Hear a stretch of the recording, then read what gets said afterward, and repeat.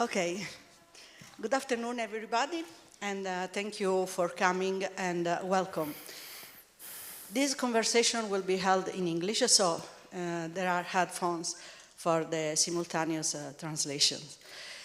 I have to say that I'm very glad to have this opportunity to interview the Africa's most celebrated investigative journalist. And so I think I want to introduce you to him soon, first of all.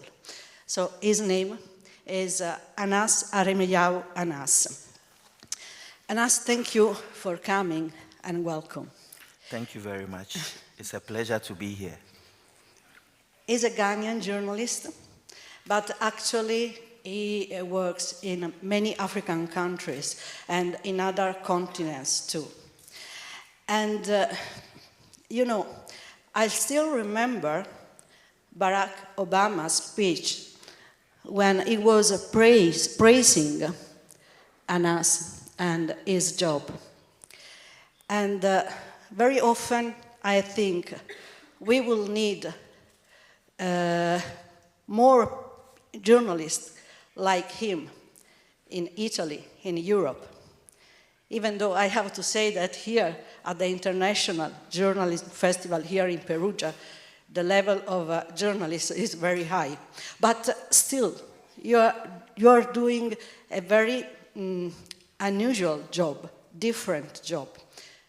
As you can see, he is wearing a mask because he can't show his face. He never shows his face, actually, for security reasons. I'm sure you are very curious to hear what he's going to tell us. And so am I. So let's get down to business. And let's start with the first question. And my first question maybe is quite obvious, maybe not. My first question is why? I mean, do you remember the very first time you decided, I will go undercover, I will be an undercover journalist, and why you made this decision? Well, I think that I grew up in a very normal home where I went through the tenets of journalism. I went to journalism school. But what clearly sticks in the mind of the people, despite our daily schedules as reporters, are stories that have the capacity to impact on people's lives. And I realized that if you took your time and you went through a story and you learnt going through all the nuances of that story, it is able to make a meaningful impact. So somewhere in 2009, that's when I did my very first undercover piece. And I recall that when I did it, it was put in the middle page because I was a very small reporter then. But as a result of public outcry, people who thought that the story was good enough, the story was republished on the front page. So from there, I got to know that perhaps it makes more sense to spend a little bit more of time to do proper investigations to be able to come out with the facts that people want to know. Which kind of story it was? Well, it was a story at the Tema motorway in Ghana where first there were drug people on that road. Secondly, there were police officers who were taking bribes from all hawkers. So I went undercover as a peanut seller, and while selling, I was able to document all these police officers. And this got published. When it was published, all the police officers were sacked. During an interview, I heard you saying something like, in Africa, journalism is a necessity. And I was really impressed by these words. So I have now the chance to ask you, what do you mean for journalism of necessity? And why in Africa is so necessary? I have always maintained that undercover journalism is a double necessity for the African continent. The reasons are pretty simple. You see, the continent we've been about 50, 60 years old. We have a mushrooming democracy. We have issues of hunger. We have issues of poverty. We have many issues. Also, we are aware of the fact that journalists are poorly paid. So are our security services poorly paid. So, because of the cultural myth that surrounds the continent, it is better to always get the hardcore evidence that people ought to see. It is only when they see this hardcore evidence that they're able to advise themselves against some of these ills in society. So for me, undercover journalism is a necessity, because that is what we need to be able to open up that educational gap which is suffered by the continent. People want to see. See is believing. It's when they see it live happening, they're able to first of all resonate with it, and then after resonating, then it begins to impact on their lives. And your work is encompassed in 3 words, which actually represent a sort of a mantra for you, and the technique and the way you do this job, your way of being a journalist. These 3 words are name, shame, and jail. It would be interesting to hear from your voice, what do you mean from these 3 words, which actually are 3 actions? Well, I have had a lot of reactions from people when I say that my journalism hinges on 3 principles, that is naming, shaming, and jailing. Look, I'm a product of my society, and so is my journalism. And I keep on saying that there is no point in doing journalism that does not benefit society. Before I pick up any story, it is the same society that feeds me with that information to do the story. Look, I've gone through those periods of having read a lot of background information on the African continent. Look, what people are looking for are stories that are developmental. They are stories that impact on the lives of people. So when I say I have done a story, it means I have hidden camera footage of how the person plotted to steal and how he stole it. Now, why do I go to the extent of jailing? Because there's no point in doing journalism that ends up strengthening the bad guys in the city, or better still, in the community. Society always wants progress, and I see no reason at all to combine my efforts with the law enforcement agencies. After all, the police are also looking for the same thing that we are looking for, to keep society clean. And like I keep on saying, Africa has a mushrooming democracy. We don't have time and that laxity. We have a lot of issues of hunger. We have a lot of issues of deprivation. And we cannot spare time to be playing around. There's nothing wrong with collaborating with a state institution. There's nothing wrong with me going to stand in the court of law and testifying against these bad guys. And I can tell you, it works. At least I know that on the continent it has had major impact. Chinese sex trafficking mafia, the guys are in jail for 45 years. AG, Registered General's case, they are in jail for 4 years. The other Ricardo cocaine case, in jail for 8 years. The other man who raped about 13 children as young as 3 and 4 is in jail for 15 years. So many of these bad guys have gone to jail. And let nobody think that what I do is unethical. It is not like that. I've heard apostles sermonizing and giving sermons about the lack of ethics in what I do. That is not true. I strictly abide by the BBC Ofcom rules. The same undercover journalism I do in Ghana, Tanzania, and other countries is the same I do for Al Jazeera. It's the same I do for the BBC. It's the same I do for the CNN. So how come when it's journalism back in Africa, then they have issues with ethics? But this same journalism is replicated in the West, and then there is nothing wrong with it. For me, like I keep on saying, it's about the people. Once your journalism can impact on the lives of your people, that is true journalism. I won't come to Italy and expect that I know everything about Italian journalism. No. I definitely would want to collaborate with an Italian journalist to learn, because it's just natural.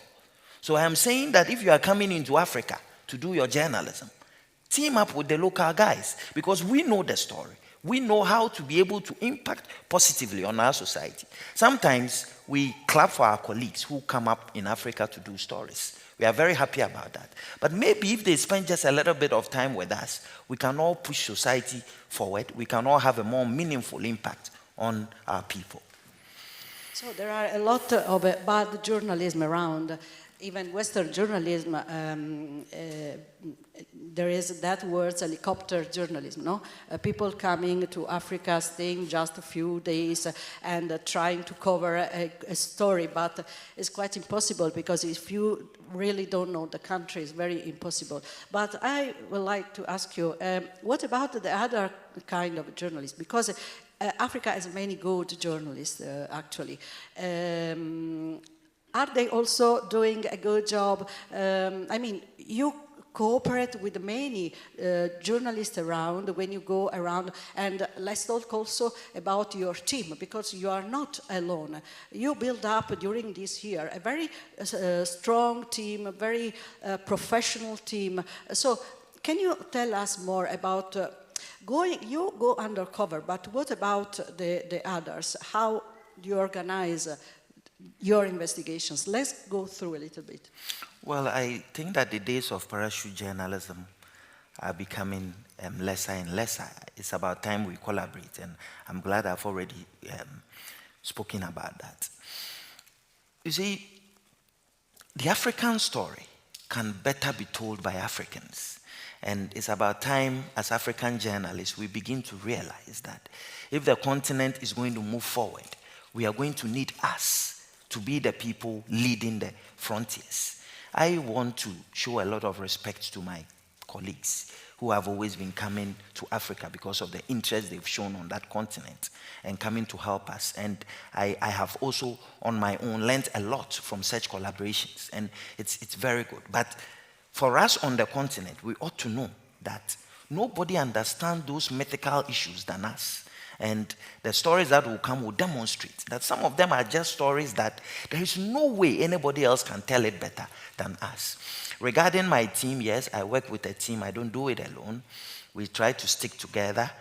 I sometimes don't go undercover alone. We will have to go in pairs. But because of the very danger that is associated with it, you see my name on the lead. But I have a backup team, and it is the backup team who make things possible. And everywhere I get the opportunity, I say thank you to the efforts that they give to make sure that things happen undercover. Before we have some videos to understand better some of your investigation, but let's go to your life. I mean, it's like you live a split life, no? You have a public life that is your job. You have a private life. But don't you feel uncomfortable with this double life? Do you have which problem do you have? Because I think it's very difficult to feel. I mean, do you have time? What do you miss of a normal life? Do you miss party with friends? Do you miss going on the street and do shopping or something like that? Because I don't think is once you made that decision. No, in 2009 you were saying. Then you thought about even what your life was going to be. Well, I think that journalism, and this is not journalism restricted to only Africa, but especially even here, we have to make a decision. It's a hot kitchen. If you can't bear the heat, get out. Look, the role we play for society is so critical, is so important. Sometimes, if you don't move that story tomorrow, people are going to die. It's a very, very hot kitchen. As we do what we do, we are putting people in jail. We are making people uncomfortable. They are not going to be comfortable with us. They will always threaten our lives. They will always want to kill us. And that has happened in Italy, in the UK, in the US, everywhere. But for Africa, I guess it's part of our growth as a mushrooming democracy. Because Listen, if you read the history of American history, you're going to realize that people like Nellie Blair and co. also at that time in their history had to make those sacrifices. There's been period in Italian history where prominent Italian journalists have died as a result of laying their lives to make sure that they tell the right stories. It is our time in Africa, and the earlier we stand as men and confront with those things, the better. As for the threats and they will kill us and all that, they are part of the game. Like I said, it's a hot kitchen. If you can't cope with it, get out. Yes. And how do you protect yourself and your family? Apart, I don't want to know your secrets, of course. Apart from not showing your face, what kind of life you have? Well, I think that I cannot say it all here, but you don't only depend on government security when you break a huge story. Of course, it is in government interest sometimes, not always, to protect you, because if anything happens to you, it's going to create a problem for the government itself. So government may try to send 5, 6, 7, 10 bodyguards around you, but usually we try to make do with internal security, and we've done that over the years. It's unfortunate I can't go further than just leave it there, but it is a combination of factors that leads to security. Internal security, do you mean private security, your team, or you mean governmental? Because if you are also investigating on corruption and stealing public money. Okay, so I am investigating corruption of the judges. Now a big story has been published. I'm the only person who can testify or who can make the evidence available. We call it admissibility in the law. So anybody knows that if you take out my lives, then you will not be able to put that evidence before the court of law. So it's in the whole country's interest that a special mechanism is put in place so that I'm not killed. But that is not just it. Internally, I ought to also put my things together. So it's a combination of the two. Sometimes where you see government security saying that they are guarding, I'm not even there. They are just people standing, but I'm not even there. So we try as much to give a nice blend, and we always don't reveal how we do it. Recently, you were mentioning it. You worked on the corruption case about the high court judges in Ghana. You secretly filmed more than 30 judges taking bribes. And following your investigation, some of them were suspended. And that investigation went viral online. There was also a movie, Ghana in the Eyes of God. That brought many problems. And can you tell us how long it takes to prepare this kind of investigation? And then also the real impact, because I was there in Ghana, I was every day talking about this issue. And also I feel uncomfortable sometimes with because the public opinion had, of course, some reaction. But the judges were very strong against you. Well, I think that Ghana in the Eyes of God, it took 2 years to investigate, and we had 146 judicial staff, courts taking bribes, and 34 judges, all courts taking bribes. It was such an elaborate investigation. But how did you enter? I don't want to I don't want to restrict it to a Ghanaian phenomenon. It's an African phenomenon. Because like I have always said, Africa is known to have issues of economic problems and many others. But from the research I did, one of the biggest headaches we have is with the various judiciaries. And here I talk about Nigeria, I talk about South Africa, I talk about Kenya, I talk about many other countries. And I keep asking myself, maybe the genocide that happened in Rwanda may not have happened if one judge who sat on one particular case was fair enough. There have been wars in Sierra Leone, there have been wars in Liberia, there are wars in DR Congo. Maybe it's about time we go back to look at the role that judges played in that. The judiciary is a very important organ of government, and it is the last resort of every human being. So when you find a crooked judiciary, and it doesn't matter where, It's a big affront to human existence. And so I took this story very serious. I went undercover together with my team. We filmed all this evidence. And again, it was like a tornado. I mean, during the premiering, to show or not to show, there was a loud noise in Ghana, everybody wanting to see. Also, you want to follow the constitutional provisions. So I eventually petitioned for their impeachment, a petition to the president and as well as the Chief Justice of Ghana. We started a committee hearing, which has led to many of them having been sacked. As I speak now, the hearing is still in place. I had to just steal a little bit of time to join my colleagues here and to learn a little bit. But it's one of the stories that we really took time to go undercover and to film. Like I said, all I do is about hardcore evidence. If I say a judge has taken money, I'm showing how the judge took it, about which case, what is the title of the case, which day, how everything was done. And this is the evidence I put before the committee.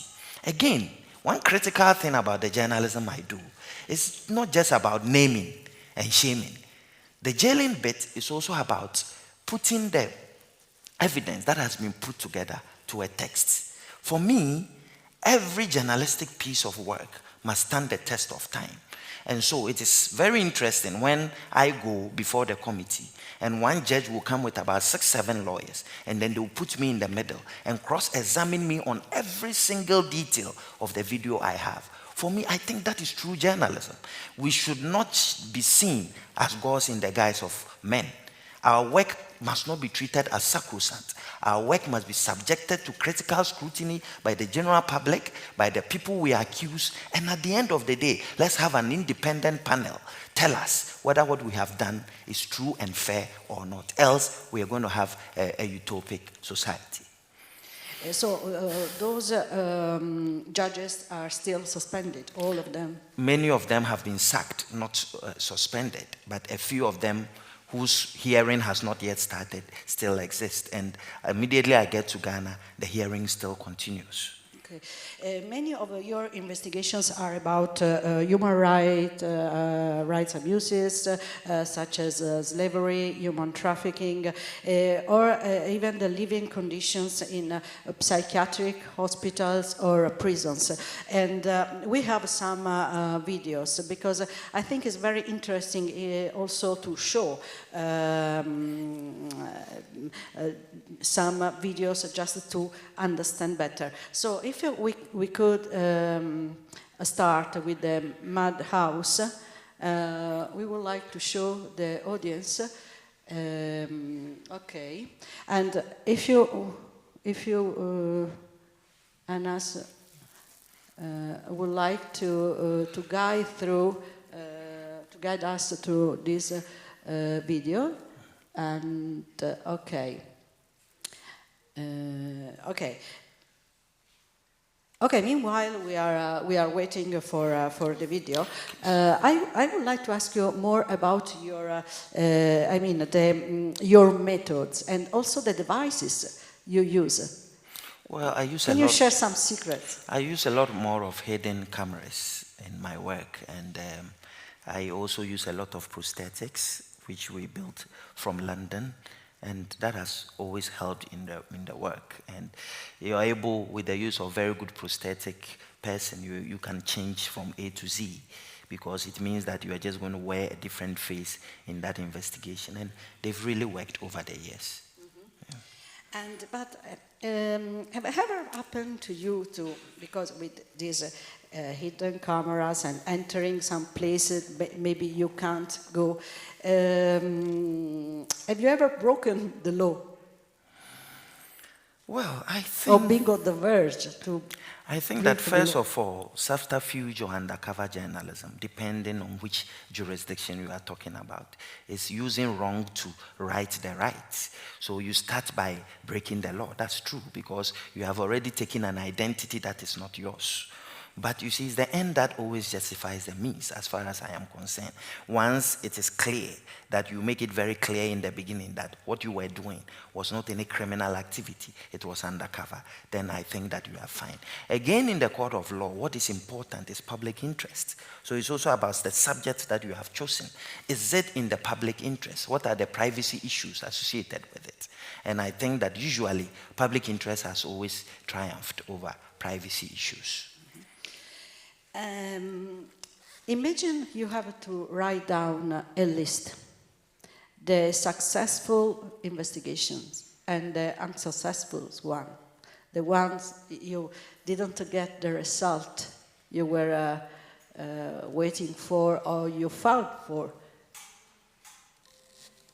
Maybe you feel frustrated about some investigation, they didn't give you, people are not in jail, they escape the law.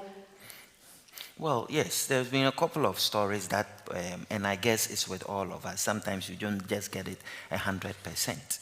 You get it partly. I recall I dressed as a female into an orphanage to do a story in Osu Children's Home of Hell. And the impact wasn't that great. And I still wish that perhaps maybe I could have done a little bit more than I did in that story. Again, one could also look back to a film I did for Al Jazeera in Sierra Leone called Timber. I did it with my colleague called Sorio Samora. And we were able to film the vice president of Sierra Leone in some timber issues. It went through the judicial process in South Africa, but in Sierra Leone, but eventually we were not able to make it because we didn't win. I wish that perhaps the story would have been done in another way to be able to triumph. It doesn't mean that the story was not great, but I mean, there are lessons we learn every day from which story. Every story has its own lesson. So for me, it's about impact on society. And I just wish that these stories could have impacted more. The most successful ones, some investigation, you were able to let some law was, I don't know, change the law or change the situation. I have done quite a number of investigations that have led to the changing of legislation. I remember Madhouse, which we are just about to see now.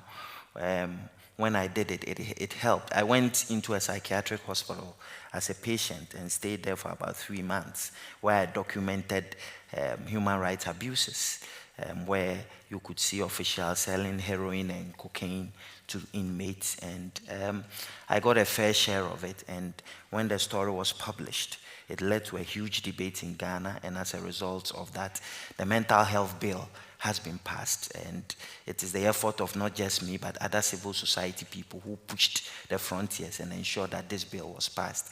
Again, we have something we call the Transfer of Convicted Persons Bill, which also, I was in Bangkok, Thailand, and I went into the Bangkok prisons as a Catholic priest and eventually documented a lot of issues that happened, not just among Ghanaian prison inmates, but also within other African inmates. And when the thing was brought, it led to a very huge debate in the Parliament of Ghana, where eventually the Transfer of Convicted Persons Bill was passed. So these are some of them. There are quite a number of them if I want to mention. But legislative is very important because when you are able to impact on the law, it stays for a very long time and it has a more meaningful impact on society. Are we ready with the video? I can't see. Okay. If we are not ready, okay. Okay, we are going to. This is about the Madhouse. Okay, Anas, if you can please tell us what is going on. So this was me at the hospital filming. This was a girl who was an epileptic patient and was always beaten up in the hospital by staff. And I followed this girl and filmed the activities. And it led to a very huge impact. And what you are seeing is an official who was beating her up.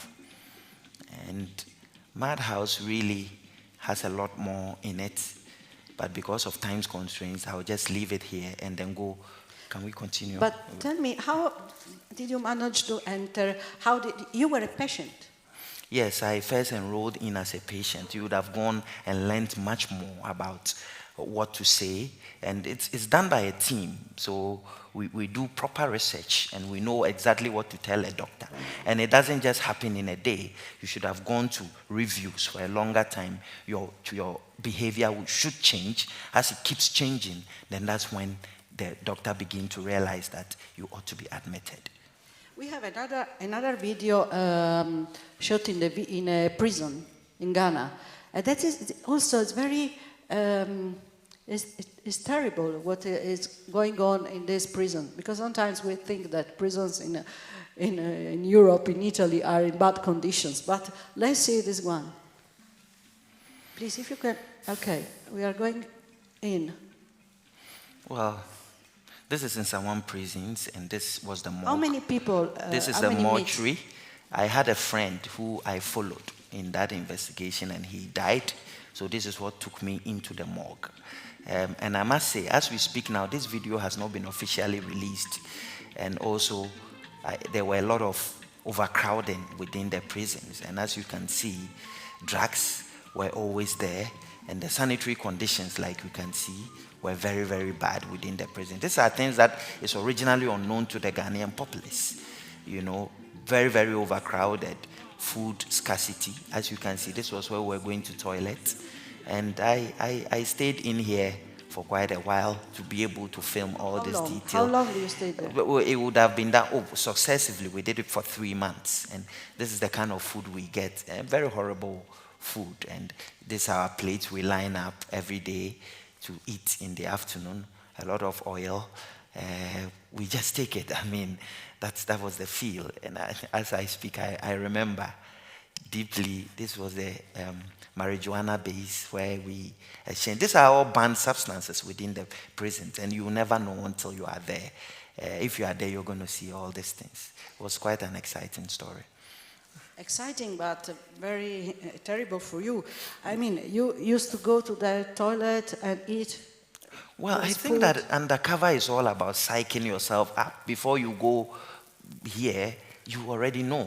Like I was saying, this story has not been published because there are a few sources within the prisons who are still not out. And it's a 1-hour documentary, and I have a feeling that if all comes out, they are going to identify 2 of them, and they will have issues. So because of that, as I speak, this thing is just a bit of it I have shown, but the full thing has not been published.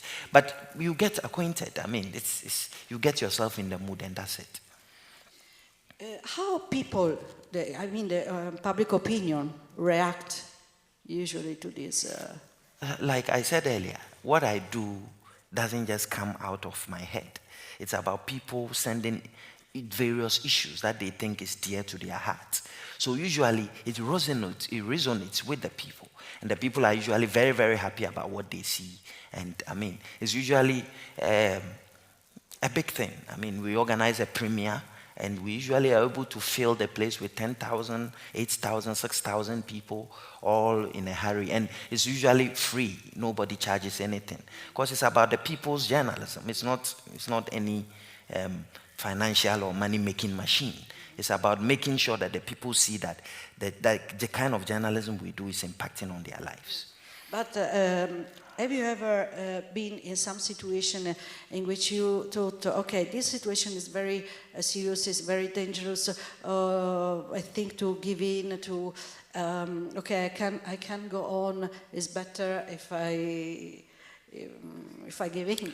Stories usually would take time. Sometimes you are uncomfortable. Sometimes even the timing of the release is not just good enough because it might have detrimental effect on the entire nation.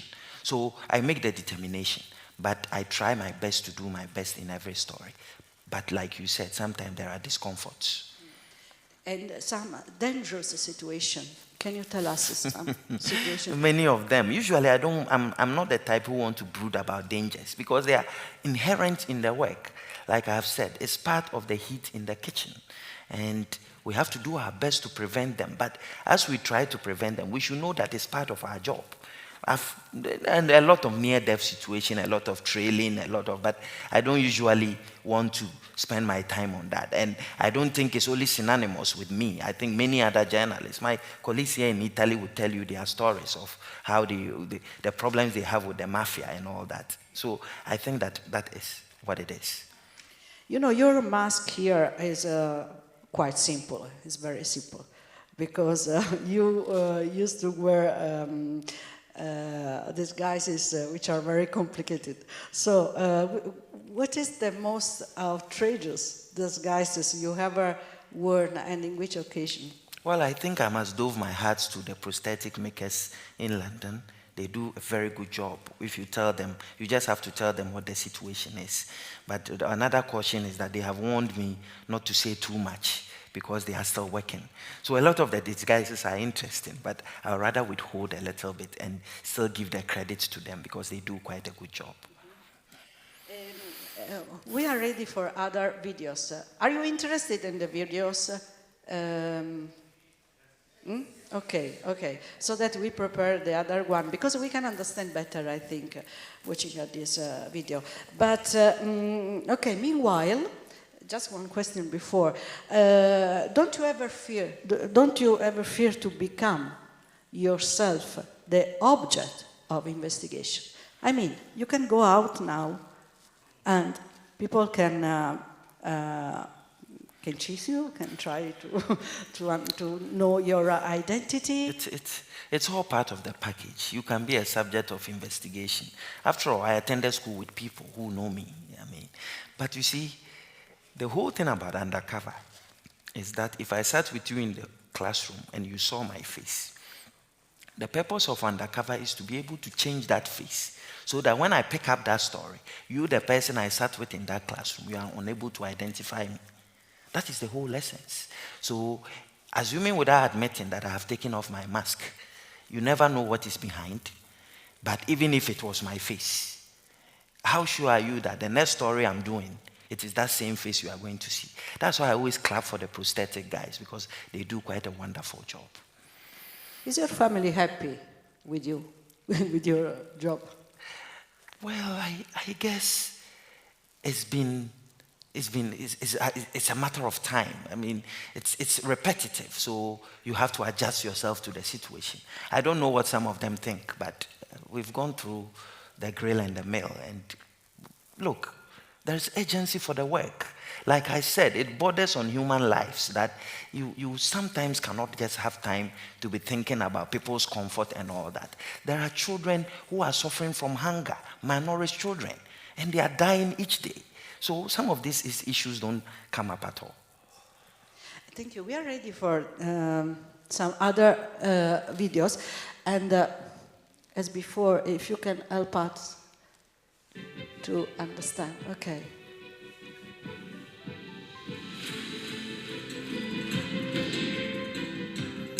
For centuries, some West African communities have branded children born deformed or with disabilities as evil spirits. In 3 weeks of investigation, I've already met 14 volume so that who admitted they killed spirit children. Please.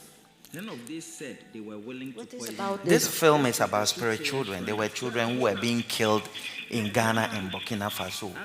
The man you just saw is a soothsayer. He claims to have spirits, which is able to tell which child to kill. And he had killed over 400, 500 babies. And they are just babies who are born of deformities and nothing else. From here, they will keep patient vigil. So I combined with the police force.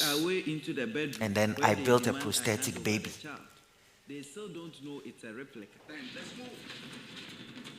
So they get ready to kill that child. And I go in with the police and we arrest them. As we speak, they are behind bars and they are being prosecuted in the court of law. Pause a little bit. Look, this is pause. This is another pause. Story. Pause a little bit if you can stop it. Yeah. Thank you very much. So you see, these are the issues I'm talking about. This is very dear to the heart of the African. This is a myth in a community that has led to the death of hundreds of children who are born of deformities. How do you break this mystery? If I had not gone undercover to expose the person who does the rituals. Now, how can a ritualist tell me that a baby that I have built out of prosthetics is an evil child? I mean, it exposes the lack of sense in some of these things. And it is only the African who can tell his society that, look, my people, this thing that we have believed in for 500 years, it is not true. These people are liars. They are only killing innocent children. So for me, this was a very, very important story that needed to be done by an African, and that needed to have the hardcore evidence to show to people. The next one we are seeing is the spell of the albino. It's the same thing in Tanzania, we can Mozambique. Let me explain, and then we go to Mozambique and other places. Albinos, the body parts of albinos are chopped. They are supposed to be used for rituals. And the same people who call themselves herbalists or traditional soothsayers claim that when you chop the body parts of these people, you're able to make concoctions that make you rich. Meanwhile, they themselves are not rich. So if you don't show that hardcore evidence to the people in the community and the society, they don't get to believe. So I teamed up with Isaac in Tanzania, and we did the spell of albino. Please proceed with the video. It's the start of our undercover investigation, and it's time to get involved myself. Isaac gives me the contact of a witch doctor who is suspected of being involved in the albino trade. I pose as a customer who wants to become rich. He continues for half an hour talking about curses, black magic, and the need of special medicine to boost my luck and success. That's it. It's time to scare him with my arm. Tell him I brought him a present. You should take this. Take it. He says what? Sorry for what? We got him. Yes, good. My name is Aremeyaw Anas. My anonymity is my secret weapon. And this time, I am using it against a new enemy, gold scammers. You're dealing with criminals. You can't predict what they will do.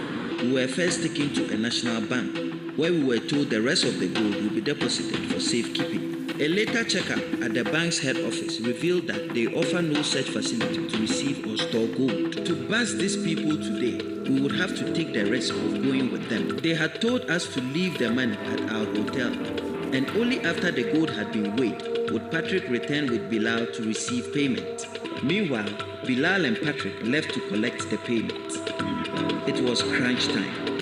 Charlie, come down from the car. Go on.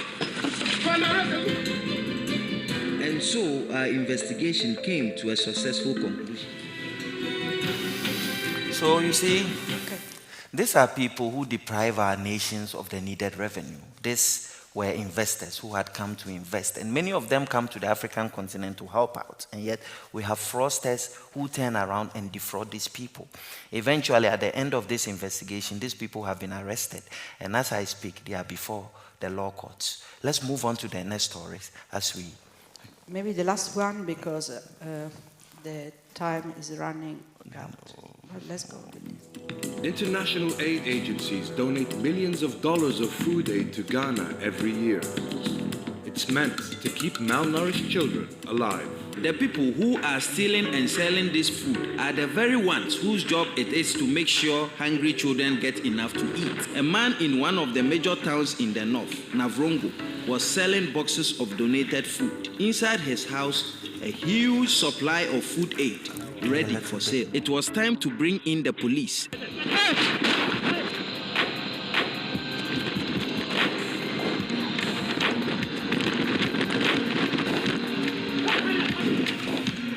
Out of those arrested, only the nutrition officer was ultimately charged. The others were helpers and didn't know the goods had been stolen.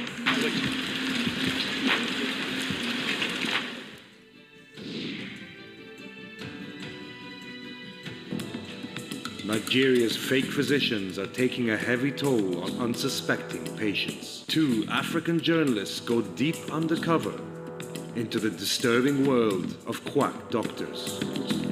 It's time to go undercover.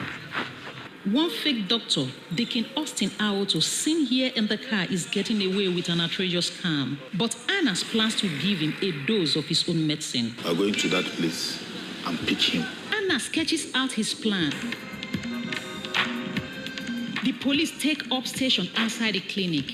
Inside, Iguodala carries out his bogus examination, heads to the back room, presumably to pick up his dirty syringe.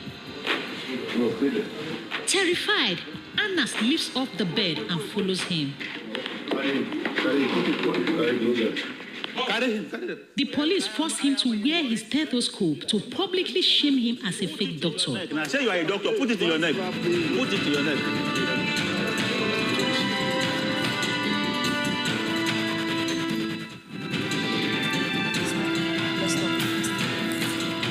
This episode, Aremeyaw Anas and Rosemary Rabuni investigate the Nigerian conmen promising to cure infertility and the maternity clinics selling babies for cash. Today, I've come here to meet my colleague, Rosemary Nwabuni, for us to try and uncover a baby-selling syndicate. We have made an appointment with one such medic, Mr. Akimbode Demilola. He operates from a pharmacy in Delta State. He has all the trappings of a medical doctor, but alas, none of the qualifications. No problem. The doctor examines each of us behind the curtain. He uses a mysterious little device, the size of a smartphone, which he holds in his hand and waves over our stomachs. Within minutes, he is satisfied with the examination and hides the device in his pocket. He also diagnoses me with pelvic inflammatory disease, an infection of the female reproductive organs. In 2012, child rights activist and lawyer James Ibo suddenly found himself dealing with human trafficking. For the past 1 year, we recorded over 20 children disappearing in Cross River State. We don't know if they were adopted because there's no record of adoption. The woman said that she's going to take me to refuge home, that she will take care of me, and she will give me everything that I want. Then, when I deliver, that she's going to take the child from me. And sometimes, they sold the baby out. We wanted to find out if babies are still being taken by the illegal baby trade. We are going undercover, posing as a married couple, desperate for a child. Here at Destiny's Child Orphanage in Ulako, we are amazed to discover how openly one employee would offer to sell us a baby. So the money instantly brings smiles onto their faces. Young girls, have been turned into baby-making machines. After paying to register, we got a call the next day from the woman at Destiny Child Home to tell us they had found a baby for us. Hello, madam. Good morning. That is ending of this month or December. But it's not just the staff at some orphanages who sell babies. A wider network is said to exist, operating behind a front of trained doctors in real clinics. Instead of all these children to be wasted and aborted and they run into all these women affairs commission and they save the babies. The people that are looking for children will come and adopt them. Even Christ was adopted by Joseph. On our third attempt, we finally got to meet the boss, Dr. O'Hary himself. No, as soon as possible. Several days later, a second nurse from Basic Clinic called to tell us a baby was coming up for sale. One woman is available now, so we are watching out. Maybe, I don't know whether it's a girl or a boy. But for now, keep 900,000 naira. We were not able to care for a stranger's child ourselves, so we backed out of the deal. Our investigation has shone a light on parts of a sinister network. It involves genuine doctors and cynical staff in orphanages who will sell vulnerable children to the highest payer.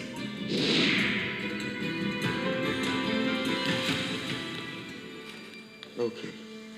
You prepare a hidden camera for me.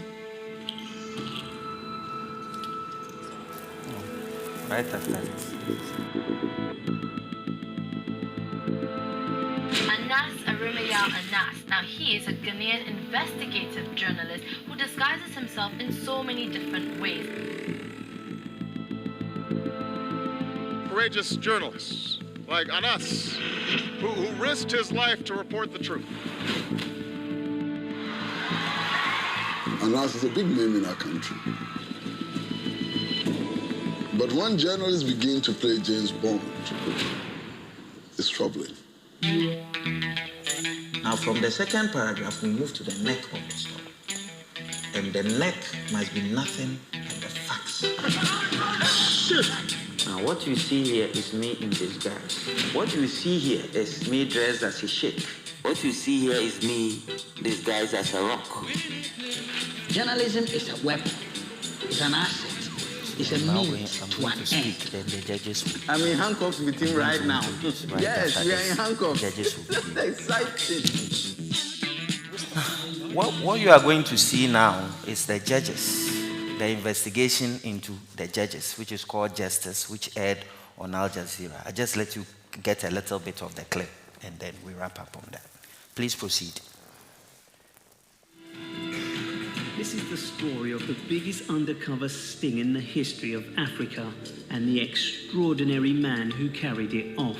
Doesn't matter who you are, wherever you are hiding, I come with my cameras. Some of the most trusted people in the land allegedly took bribes and betrayed their public duty. Even if it's one judge who sells justice, justice sold is the most dangerous commodity on earth. Al Jazeera has been recording what happened. At the end of the investigations, we got 34 judges. Huh? 34, yes. Ajetna Sam is one of Ghana's most senior judges, sitting in the High Court and dealing with the most important cases. Gabriel played the middleman's role. He would lead us to the judge. Of course, as you can see, we give him his share, not much, but he takes it. After 2 years undercover, Anas and his Tiger Eye investigative team went public in September. The decision would provoke huge controversy, death threats, and a sometimes uncomfortable spotlight on their own methods.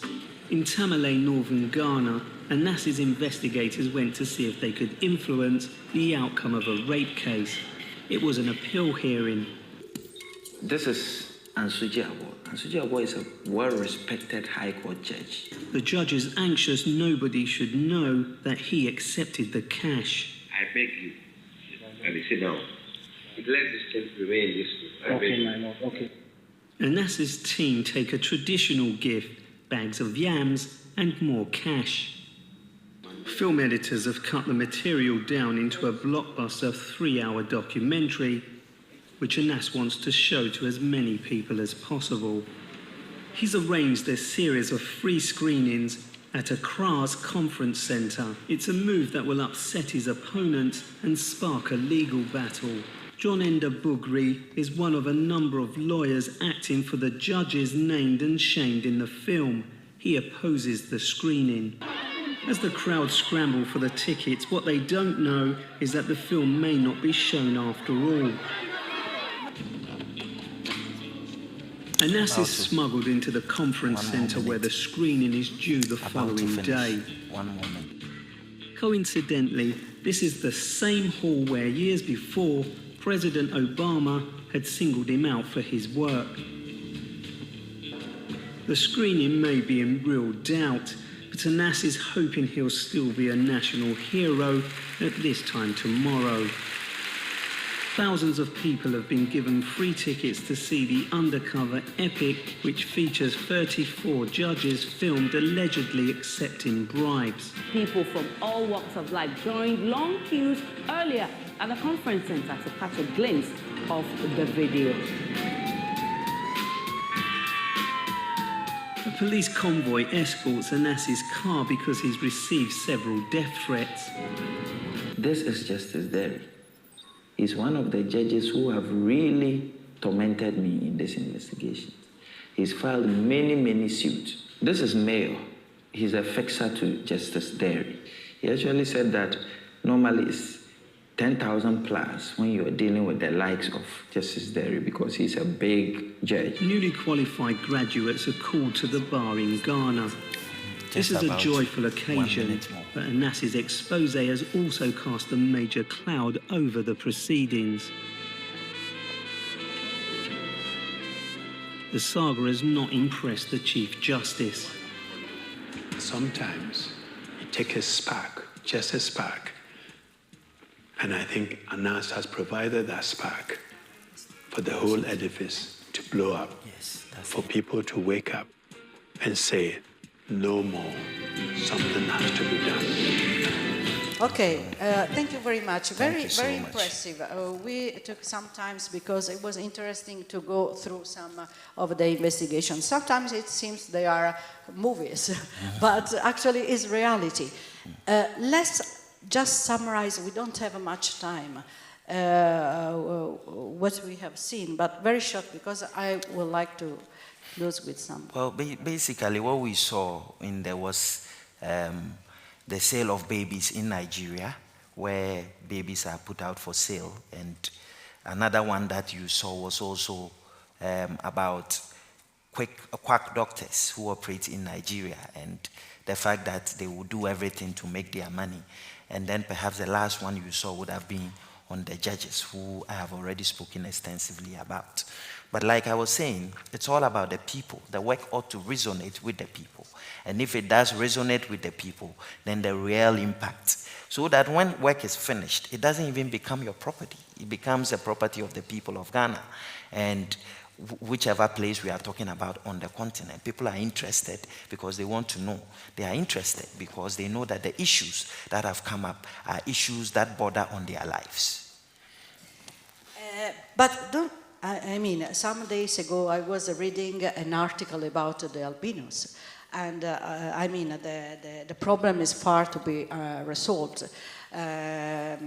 So do you sometimes feel frustrated because of all this job,